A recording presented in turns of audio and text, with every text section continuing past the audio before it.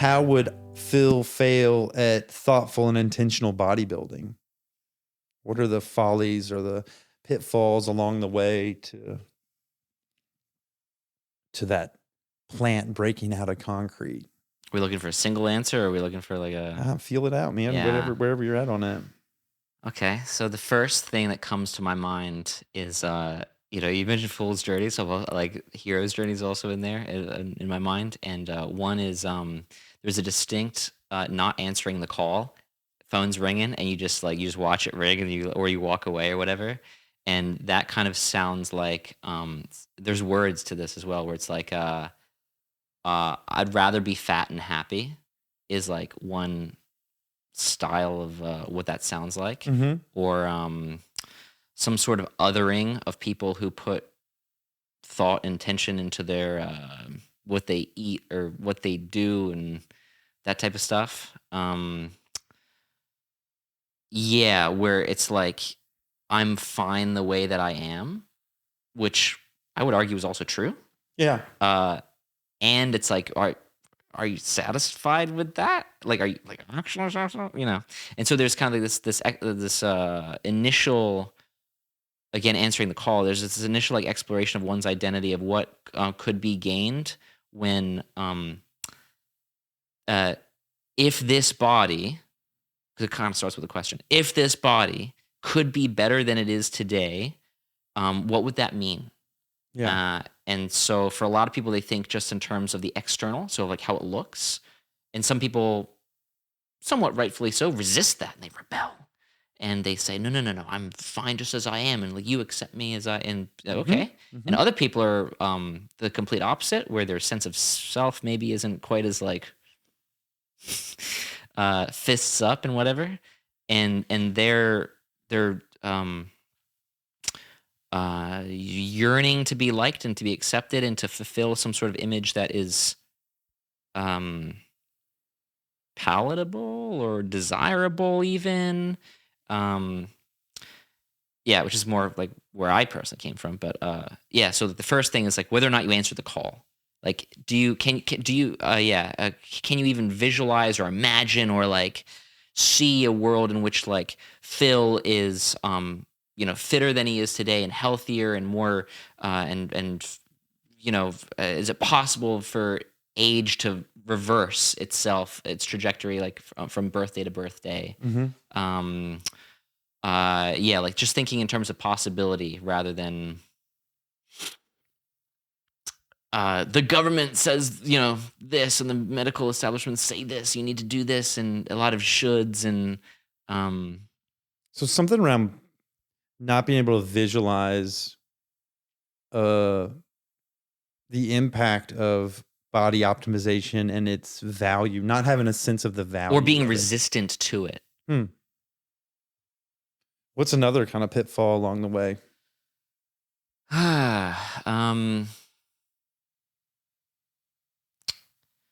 Okay, so if I go past that one, there's something along the lines of like looking for some sort of program or quick fix solution where if I just do this thing, everything magically gets better. And the real point that I want to like emphasize here is that if I just do this thing, I don't need to commune with this thing. Yeah. I just turn off and I follow directions, and then magic just happens. And sometimes it can kind of feel like that. And when you first start, you don't really, you don't really trust your body because when you're literally just starting, you've probably not communed with it very well or intimately. But we've all had experience, if you've been alive, you've had experiences with the body. Yeah. And sometimes those the stories of what those experiences are correct, or I don't like that word, accurate, or sometimes they're inaccurate. And so if you're coming from inaccurate bases of what this body like is and means, it's going to set up a poor foundation for things. And if it's more accurate, then you're going to go further and have more of the, the reaching towards light type of success that you mentioned before. Mm-hmm. The second thing is basically like looking for these programs and stuff that allow you to like turn your mind off. Yeah. And if I just and it sounds like this, what's the perfect diet? What's the perfect exercise plan? Yeah. Right. What's the perfect this? Give me that. Just give me Just that. give me that. I'll do it, and then I'll be check. Yeah. Done. It's right? what I think of as quick fix, silver bullet, versus like when I hear you say body communion, I think of how does my body and my mind feel when after I've eaten something? Like, what is the impact of behavior? Do I like the impact of the behavior? Do I feel more sluggish? Do I feel more alive? How do I feel after I've done a certain workout? Am I hurting somewhere? And even in a way that can be self-protective. Like, have I worked past, some pain in my body? Am I, doing too much leg day or something? Which I've heard people say is not a thing, but it's a joke. But like this idea that communion with your body is like having this awareness. Your body's telling you stuff all the time. Are you listening to it? Mm-hmm. Mm-hmm. Yeah, it's like it's alive. Yeah. And I think a lot of times we, I guess in the Western world, we think about the body as like this machine, as if it's like a car we drive, where it does what we tell it to do, type of thing. Mm-hmm. And there's a whole part. I mean, I'm about to fly off a cliff into a big old rabbit hole or something right now, but there's this other part of us that is managing us that we tend not to give credence to or give respect or attention to. And then an easy just entry point to that is, Phil, are you controlling your blinking right now? Okay. Am I controlling my blinking? Yeah. I don't think so. Well, you might be now. Yeah, when I think about Right. it. But you're talking about what is it? The what is that? There's a word for it. Autonomic. Autonomic. Yeah, it's like your Right. breathing, your breath rate. There's Your a bunch of stuff that's digestion, happening your heart that rate. you're not consciously choosing. There's some other part of us. Yeah. Part of our brain. Wherever it's located doesn't really matter, but like there's this part of us that's kind of like behind where we are. Mm-hmm. And that's controlling the show in a way that sometimes we get a little bit too like, I know what's best, Dad. I know what's best, Mom.